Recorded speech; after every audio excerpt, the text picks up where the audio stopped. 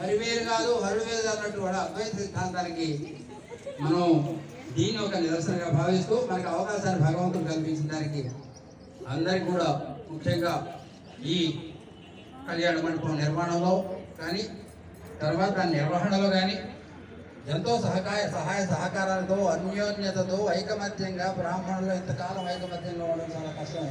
ఇప్పుడు ఎన్నో భార్యలు వచ్చారు. అలా కాకుండా మనమందరం కూడా ఐకమత్యంగా ఉండి ఈ యొక్క కళ్యాణ మండపాన్ని ఈ వేదికను ఇలాంటి కార్యక్రమాలకు చేసుకుంటున్నామంటే చాలా హర్షించదగినటువంటి విషయం. లోనిపోతూ ఉంటుంది.